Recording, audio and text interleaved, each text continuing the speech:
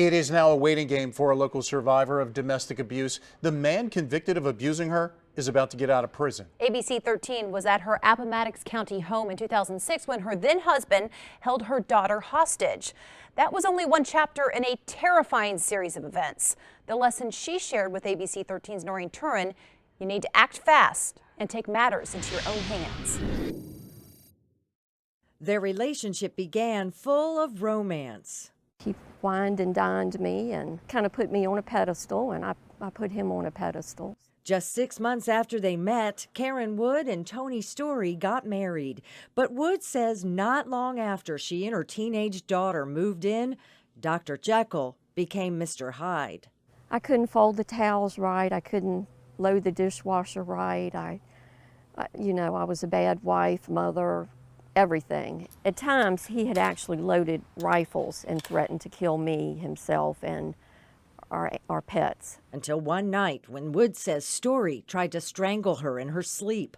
She managed to get away. She went to the magistrate the next morning for a protective order and changed the locks. Story was charged with assault and battery. Then, on June 1st, 2006, the date of the court hearing on that protective order, he followed me all the way into the court in my vehicle and then literally followed in my footsteps into the courthouse, throughout the courthouse. Karen went to the magistrate's office again to report being followed, a violation of the protective order.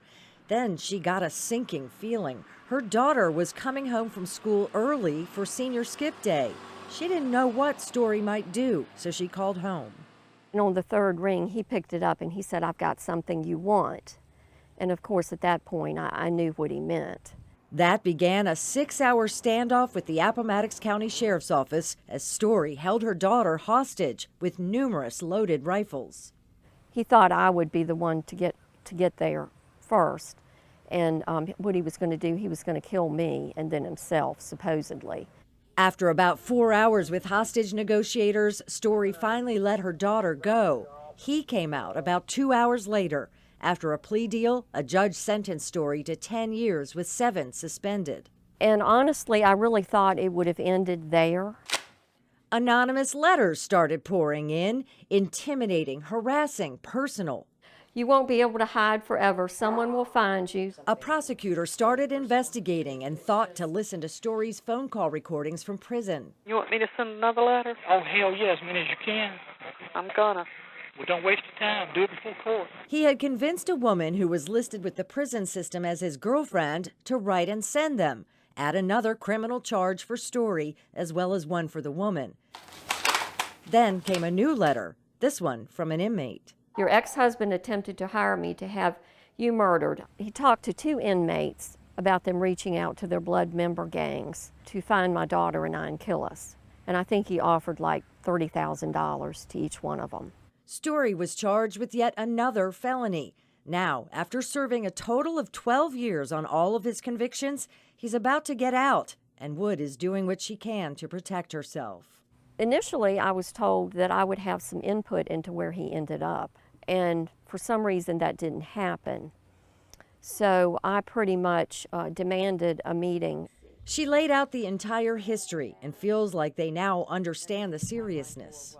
Director of Programs for the YWCA, Linda Ellis-Williams, explains victims don't get a say or much information after someone has served their time. He's no longer charged with a criminal thing. Now it's about his privacy as being a citizen that's being released from the prison system. Wood does already have a new temporary protective order in place, but when the hearing comes up in January on whether it will become permanent, she might not win. If there hasn't been a recent threat to do harm, if no contact has been made while the person was incarcerated, then that kind of limits the court's hands of being able to put a protective order in place. Wood says she has lived threat-free for 5 years now. She doesn't want to move away because she says Story has controlled her life for long enough, and her life is here. So she stands strong and waits for December 17th, the day her abuser goes free. I contacted Tony Story in prison about his plans when he gets out. He says he plans to go back to his family home and work on antique cars and clocks. He also says he has no resentment or anger toward his former wife and has no intention of going anywhere near her.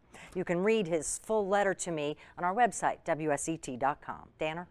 And if you're a victim of domestic violence, both Wood and Ellis Williams say even if you're not ready to press charges, you should file a police report every time the abuse happens. It helps you obtain a protective order when the time comes.